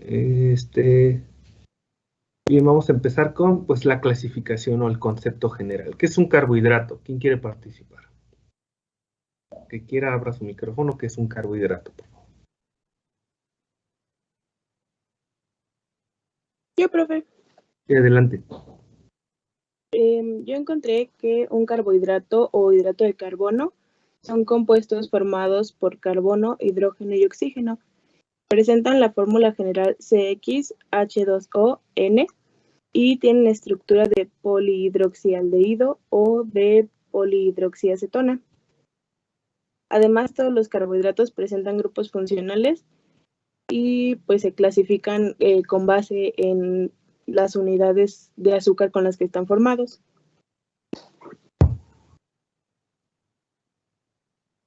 Ok, entonces, bien, eso es prácticamente la definición, ¿ok? Nosotros, déjenme ver qué más dice aquí esta parte. Bueno, ¿cómo los vamos a clasificar? Con respecto a las unidades que conforman o que los están conformando, monosacáridos, que son básicamente unidades individuales, ¿no? Que pueden ser aldehídos o acetonas, o el nombre mayormente conocido como polihidroxílicos, ¿no? Que pueden ser aldoxosas o cetosas. En este caso, estas van a ser las unidades más básicas que vamos a conocer como monosacáridos. Cuando se agrupan o cuando se unen en más de un monosacárido, tenemos los oligosacáridos, que pues ahí teniendo en cuenta diferentes bibliografías, sabemos que son de más de 2 unidades de azúcar o entre más de 2 hasta 10 unidades de azúcar, ¿okay? Que serán conocidos como oligosacáridos.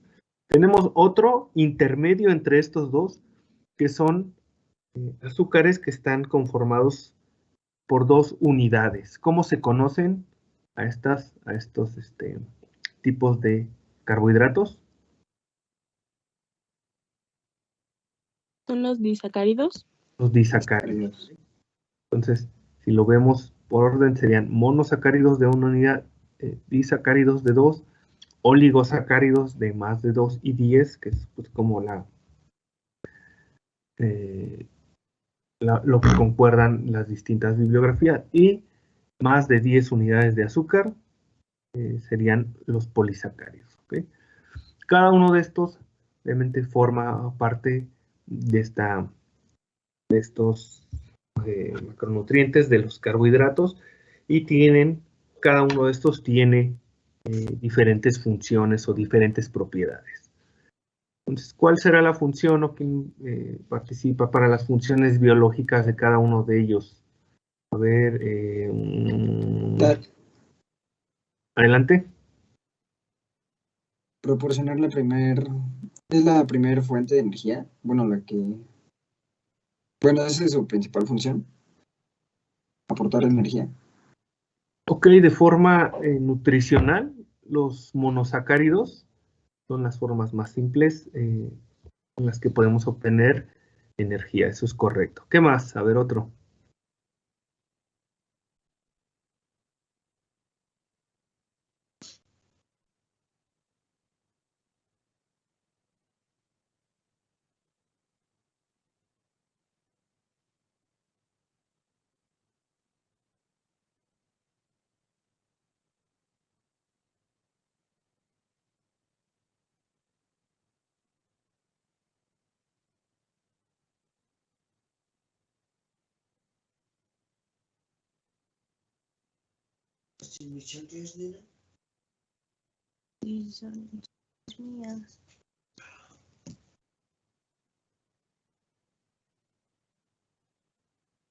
A ver, ¿quién más?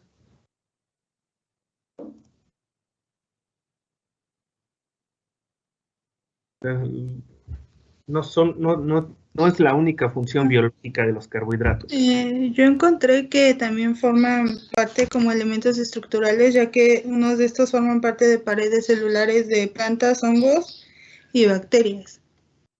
Son elementos estructurales, sobre todo oligo y polisacáridos, como la hemicelulosa, la celulosa, que son considerados compuestos o son parte de los carbohidratos, pues son estructurales. Quiere decir que nos van a dar rigidez, nos van a dar protección a las plantas y pues básicamente van a formar parte de su estructura. Sería también una es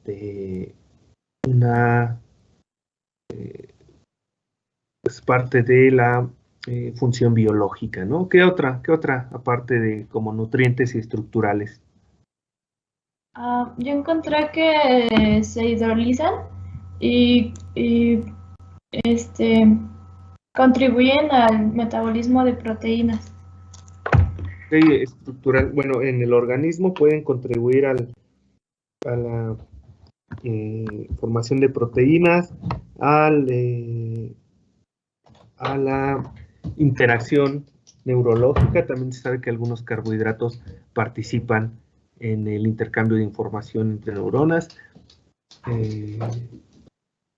Entonces, los usos no solo son, como que quede claro, que no solo son nutrientes, no son variados y son pues parte importante de todos los organismos vivos. Para el caso de esta práctica, que es azúcares reductores, otra parte que se me olvidaba es que podemos encontrar y pueden funcionar como reserva energética. En el caso de las plantas, pues los vamos a tener algunos polisacáridos de importancia alimenticia, como lo van a ser el almidón, ¿ok? Entonces tenemos almidón, forma parte de los cereales, forma parte de la estructura de algunos alimentos procesados y también se considera un carbohidrato, en este caso un polisacárido.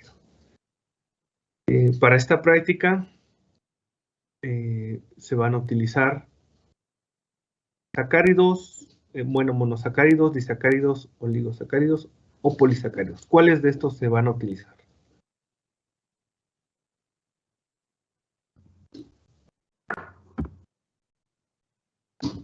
Pues vamos a ocupar la glucosa, la fructosa, sacarosa, lactosa y sorbitol, pero bueno, ahí tuve una duda con ese porque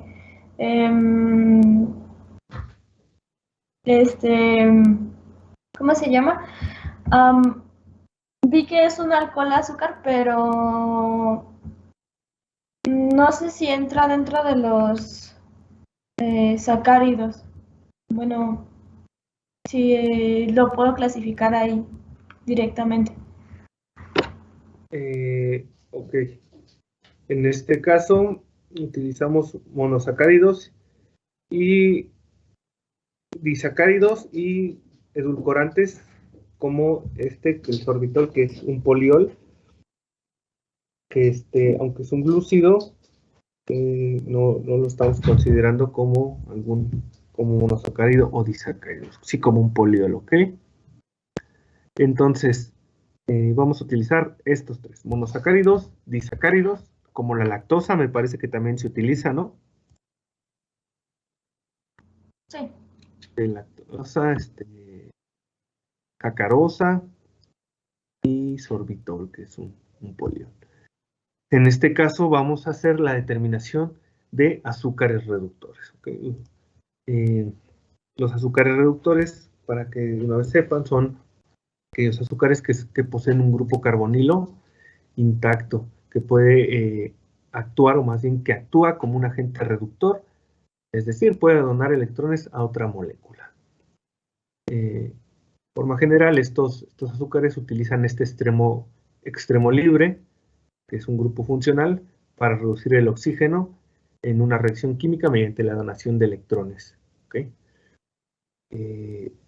Y aquí pues vamos a profundizar un poquito más, no tanto porque lo van a ver en sus clases, pero tenemos que los azúcares reductores, o cuando veamos la representación, vamos a tener representaciones de Fischer, que son cadenas lineales abiertas, representaciones de Howard, que están representados los carbohidratos por su conformación tridimensional, y en este caso los azúcares reductores cuando se encuentran en soluciones acuosas, se encuentran en equilibrio con su cadena abierta, es decir, aproximadamente, o si podemos hacer una comparación con una representación de Fischer, ¿ok?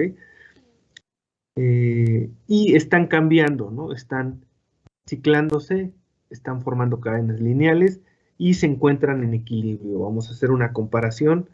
Si tuviéramos 10 carbohidratos, 10 monosacáridos, 5 estarían en estructura lineal y 5 en una estructura cíclica. Y van cambiando, uno se vuelve lineal y el otro se vuelve cíclico, pero de forma que siempre se encuentran en equilibrio, ¿ok? Y al estar en forma lineal, pues puede su grupo funcional intacto reaccionar como un agente reductor. Básicamente este es el fundamento de la reacción, ¿no? Se encuentran modificándose de una cadena lineal a una cadena cíclica. Cuando se encuentran lineales, su grupo funcional terminal puede reaccionar, y así vamos a determinar si estos carbohidratos son, o estos azúcares en este caso, son reductores o no reductores. Por la conformación y por la forma en que se agrupan, algunos van a tener esta característica con un grupo funcional intacto y algunos otros no. Y les repito, eso es lo que les da su carácter reductor. Para la determinación, la metodología es bastante sencilla. ¿Qué se hace? ¿Qué se hace, Hugo? ¿Qué se hace en esta práctica? Hugo Méndez. Sí, nos comenta que para la hidrólisis del almidón, primero es preparar una suspensión Okay, de almidón. antes de la hidrólisis, bueno, ese también lo vamos a ver, pero únicamente para los que son monodisacáridos. ¿Qué se hace?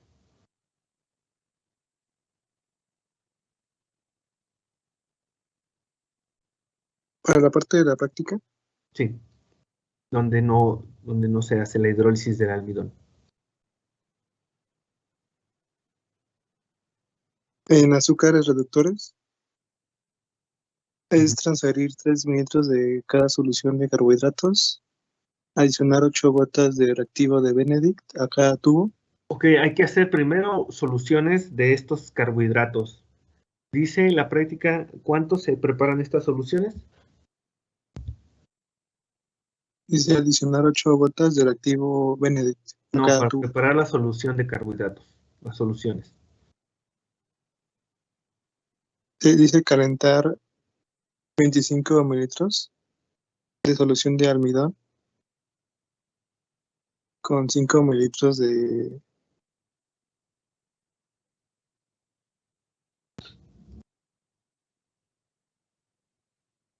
No, a ver, estamos hablando de la parte de monosacáridos, disacáridos y el sorbitol que se utilizan para la determinación de azúcares reductores. Viene o dice cómo preparar las soluciones. Es donde está materiales y reactivos que dice solución 0.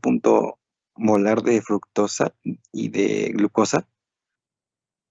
Entonces, ¿sí dice o no dice? Sí dice, ¿no? Bueno, ahí dice soluciones de 3 molar y varias que hay. Dice solución, 0.1 molar de glucosa, fructosa, sacarosa, lactosa y sorbitol, ¿ok? Entonces hay que preparar estas soluciones con esa, en este caso, esa molaridad. Después, ¿qué hay que hacer? A ver, tú mismo síguenos diciendo.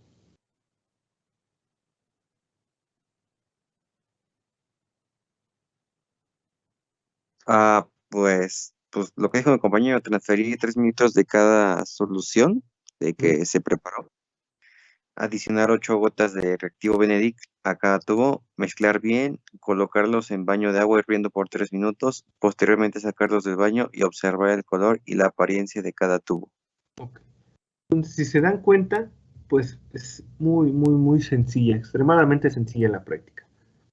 Preparamos las soluciones, agregamos el reactivo que me parece que ya está preparado, ni siquiera lo tenemos que preparar. Calentamos, coloquialmente en baño María, un baño de agua, y observamos el cambio de color, ¿ok? Prácticamente esa es para azúcares o para los monodi y el sorbitol.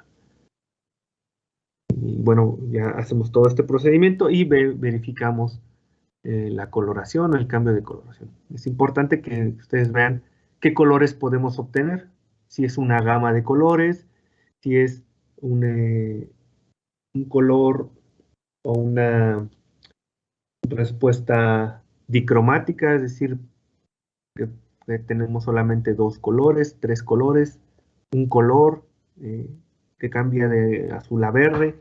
Entonces, hagan esa revisión de qué posibles resultados podemos obtener, debido a que pues es una determinación cualitativa, ¿okay?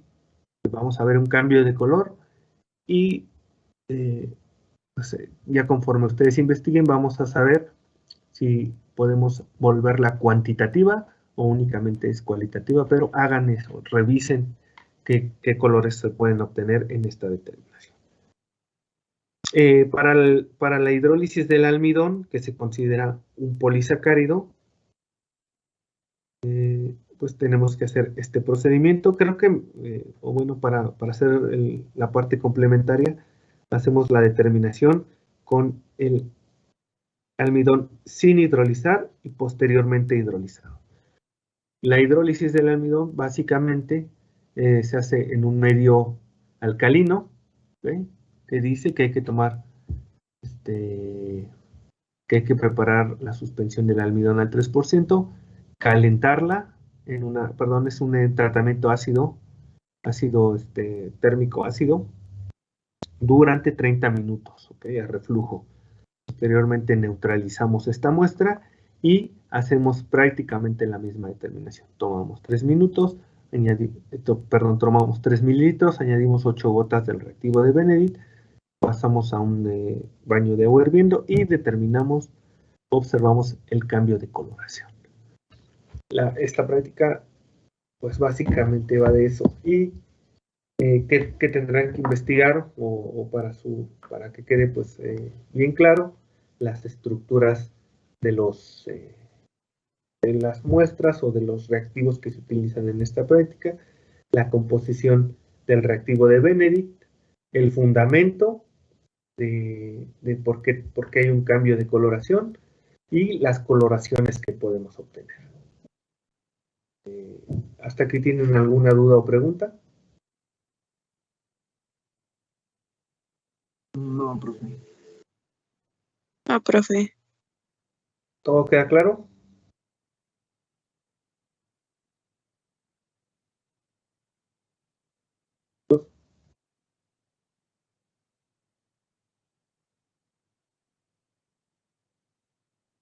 Sí, profe. Cualquier cosa o o cualquier pues detalle, o sea, van ustedes a revisar su manual de tal forma que cuando lleguemos al momento de la práctica ustedes sepan qué van a hacer y qué metodología, qué pasos van a seguir, ¿ok? Para que sea todo más fluido y en el transcurso de lo que hacemos las prácticas o en lo que tenemos las sesiones presenciales, queda alguna duda, se pueda resolver para que pues lleguen directamente a trabajar, ¿sí? Para que no estén, ¿y qué vamos a hacer? ¿Y aquí cuánto le pongo? Y todo viene en el manual, nos vamos a pegar a él en estas prácticas y pues no sé qué más sería por agregar para esta práctica, profe, de azúcares reductores. No, en esta pues nada más eso de que tengan bien, ¿cómo se llama? Ellos tengan sean bien conscientes de qué tipos de azúcares son reductores y a qué se debe la reducción, por qué se da la reducción, ¿sí? Lo que también habría de decir es de que sean muy puntuales, porque no, las prácticas no son tan ¿cómo se llama? Tan elaboradas, pero sí, ¿cómo se llama? Hay que hacer algunas cosas. Como les dije hace rato, probablemente ustedes ya tengan para la humedad todos los materiales a peso constante para que lleguen, no se enfríen y coloquen sus muestras y se lleve a cabo las 2 horas que se mencionan ahí. Ya ven que, ¿cómo se llama? Si no, tendríamos que hacer las cosas desde un principio y obviamente no nos alcanzaría el tiempo. Vamos ¿cómo se llama? Nosotros a tener prácticamente todo ya listo para que ustedes lleguen y monten todo. O sea, para que, ¿cómo se llama? Que ustedes sean conscientes de que todo esto ya se les explicó en este momento, la forma en que se hacen las cosas, pero que ustedes, ¿cómo se llama? Tengan una idea bien precisa para que lleguen y de inmediato pongan a hacer las cosas que nosotros les estamos solicitando. Le digo, las prácticas no son muy elaboradas, por decirlo así, pero sí, ¿cómo se llama? Alguna parte de que estar, ¿cómo se llama? Haciendo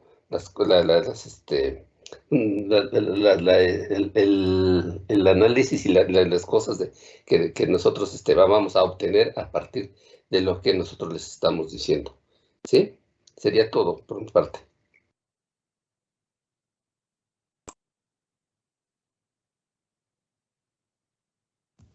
Bueno, entonces vamos a terminar la sesión por el día de hoy, la sesión de la introducción. Ya nada más faltaría que conforme vayan poniendo o teniendo su documentación, el documento donde nos mencionan los integrantes de su equipo y estén pendientes porque a lo largo de la semana vamos a pues publicar por Classroom o por medio de Classroom quién y en qué horario se van a presentar, así como algún material que tuvieran que llevar para la realización de su práctica. ¿Queda claro? Sí. Sí, profe. Entonces, si ya no hay nada que agregar, nos ve. ¿Qué pasó, Daniel? Profe. Entonces, nada más para aclarar, la siguiente semana van a ir nada más los alumnos que se apelliden de la A hasta la L. Es que nos acaban de enviar los lineamientos ayer. Entonces, yo no los he checado, pero para no pues confirmar esto o desmentirlo, en lo que se checan bien los lineamientos y se elaboran las listas, se los vamos a publicar en la plataforma. O sea, pues tenemos una semana para mencionarles, pero de esto yo no estoy muy seguro cómo sea esta forma, si es por orden alfabético o si es como nosotros los vayamos asignando, pero se los vamos a mencionar en la plataforma. Estos alumnos en este horario, estos alumnos en este otro horario. ¿Sí? Gracias, profe. Y una última duda. Ajá. Lo que pasa es que yo nada más estoy en equipo con una compañera que se llama Mari Castillo. Y nada más somos nosotros dos. Y ya preguntamos si falta alguien de integrarse y creo que ya todos tienen equipo. Pues pues es que se supone que no ha cambiado, al menos que una de sus compañeras salga de la clase por su revalidación de laboratorio, pero pues están todos los, pues al menos en la lista, las 25 personas. Pues conformen sus equipos y pues, si no han llegado a algún acuerdo, pues nosotros integraremos los que queden pendientes en alguno de los equipos. ¿Sí? Y las personas que faltaron, ¿qué vamos a hacer con ellas? ¿Les vamos a dar la oportunidad de asistir ¿cómo se llama? A la práctica o qué? Por ejemplo, aquí tengo yo ¿cómo se llama? Que no se encuentra Jiménez Hernández y la Garza Mesa. ¿Quién más aquí está en esta parte? Ramos Camacho. ¿Quién más? Faltan. ¿Qué? Sí, faltan Yo soy 5 Ramos personas. Camacho. ¿Mandé? Yo soy Ramos Camacho. ¿Ramos Camacho está? Sí. Vamos. Bueno, Profe, yo soy sí Treque. faltan algunas personas, de todos modos se queda, cuando se cierra esta sesión, pues, a mí me llega una correlación de los asistentes con respecto a los integrantes, ¿no? Cuántos asistieron de todos los integrantes y pues es su responsabilidad entrar, entonces yo creo que sí vamos a dar la parte de pues de que vayan al laboratorio, pero si empiezan a faltar en estas sesiones de introducción, pues El problema se vería reflejado cuando ellos, ¿cómo se llama? Lleguen y si no asistieron, ¿qué es lo que van a hacer con respecto a sus demás compañeros? O sea, lo que va a pasar va a ser de que se va a retrasar ¿cómo se llama? La sesión y pues no vamos a tener ahí. O sea, también eso es lo que me preocupa a mí. Sí, pues ya, pues si quieren lo checamos y ya también les comentamos en el... A ver, Daniel Velasco quiere hablar, pero parece. No, profe, yo fui el que le comentó del equipo que nada más somos 2 integrantes. Bueno, pues entonces solo ponemos de acuerdo usted y yo para saber qué acción tomar con respecto a esto, ¿no? Sí, y porque pues, en el calendario está qué sesiones nos tenemos que presentar y cuáles no. Entonces, pues no hay como que es que no sabíamos que teníamos que estar. Entonces, pues sí lo checamos entre nosotros y ya les escribimos, ¿va? Yo lo digo más que nada por eso, ¿no? Digamos, inclusive ¿cómo se llama? No me parece justo de que los que asistan pues tengan el mismo trato que los que no asistan. Esa es la situación. La justicia con respecto a esto, ¿no? Las personas se levantan temprano, están en ¿cómo se llama? Haciendo sus actividades de acuerdo a lo que se tiene programado y los otros pues, tranquilamente no asisten y se presentan tan fácilmente el día de las prácticas y ya la pueden realizar. Eso es lo que no me queda claro. Sí, sí pues sí. También ahorita que estamos tocando ese tema, es importante que aquellas personas que van a asistir lo hagan, ¿no? Tenemos la indicación de la academia que los que están en la lista pues asistan, ¿no? O los que están en la lista para ir los días programados, asistan y en el caso de que no lo hagan, pues el semestre pasado no había como ninguna medida, o sea, algunos podían ir, los que querían ir podían, más bien, los que querían asistir estaban en su derecho y los que no también. Para este caso tenemos que los que van a asistir como un lineamiento de la academia y del departamento es que podemos ya tomar medidas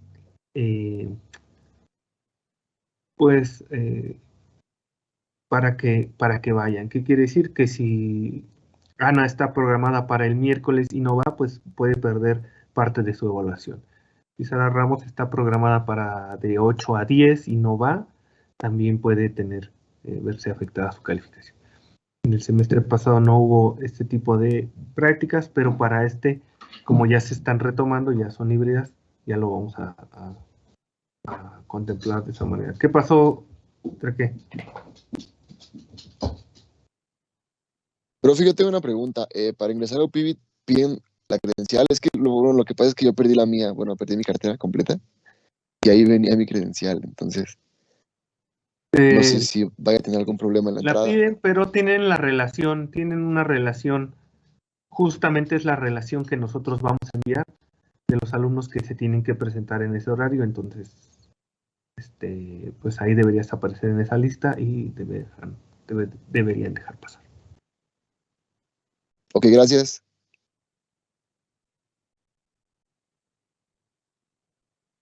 Así, entonces, si no hay dudas, preguntas, nos vemos. Los mantenemos al tanto. Ajá. Una última duda. Me acuerdo que unas profesoras de otro laboratorio dijeron que tenemos que llenar unas encuestas, pero esas no se proporcionan. ¿Quién las da? Sí, nosotros se les vamos a enviar. Sí, son una serie de encuestas, pues, como de síntomas, me parece que es como de una sintomatología, de cómo se encuentran de salud, para que las llenen. Entonces, esas encuestas se abren a partir del 11 viernes, sábado y domingo, entonces nosotros las vamos a publicar hasta esa fecha y llénenlas, por favor, es importante que las llenen para que también todo se encuentre en listas y todo se encuentre documentado. Su asistencia, la elaboración de sus encuestas, es importante.